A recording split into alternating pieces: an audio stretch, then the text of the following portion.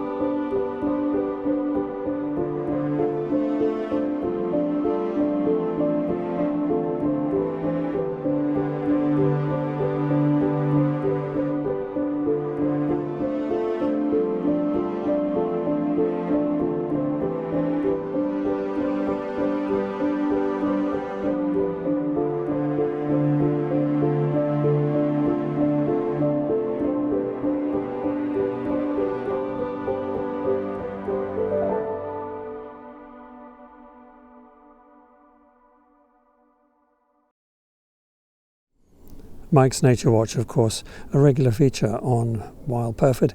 We'll be back next time.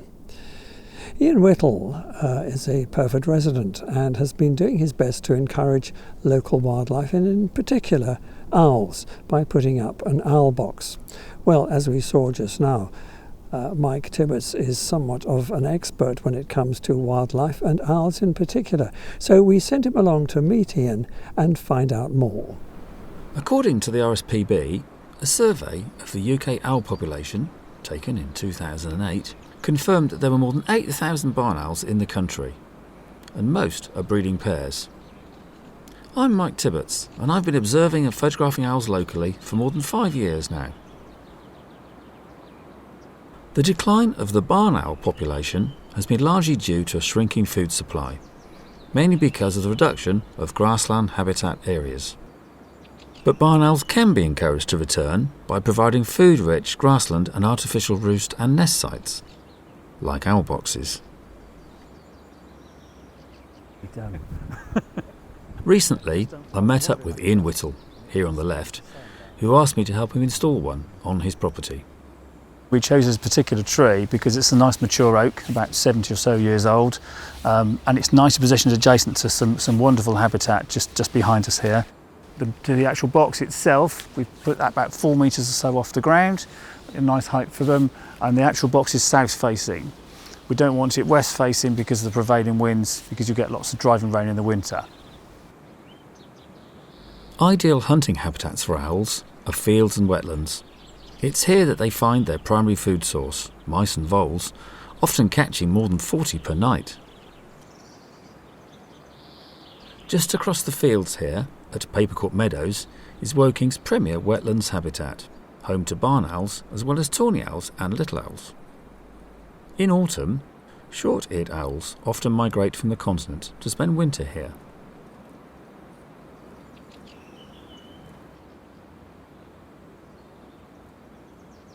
The predominant sense they use actually is hearing. So I don't know if you knew this, but a barn owl can actually hear a mouse's heartbeat from about 100 metres away.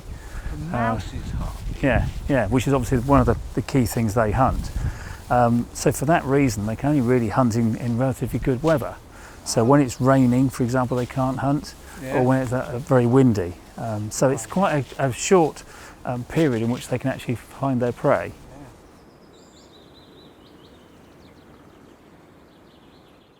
So what I'm looking for, Ian, is evidence of the owls being in residence in the box above. So we can see some poo on the trunk there of the tree, and we'd also typically see pellets there as well, which is absolutely certain proof that they're actually living there.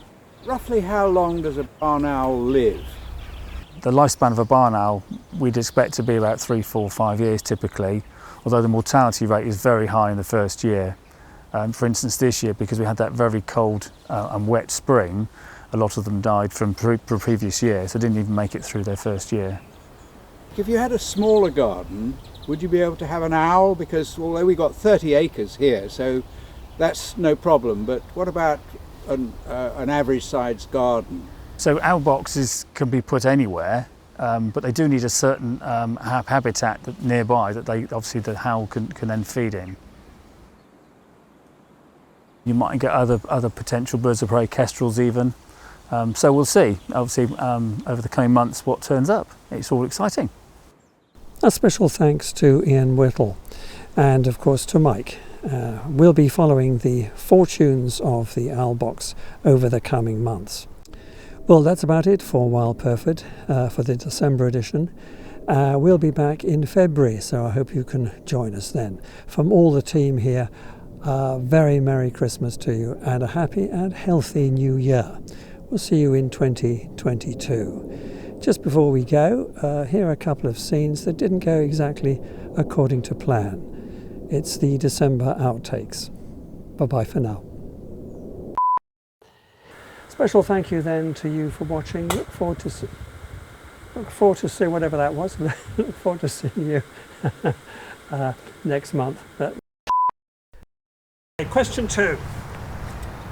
Climate change. How has this affected your role and what impact has it had on the land, the animals? You know, can you tell me about that, please? I forgot what the question was.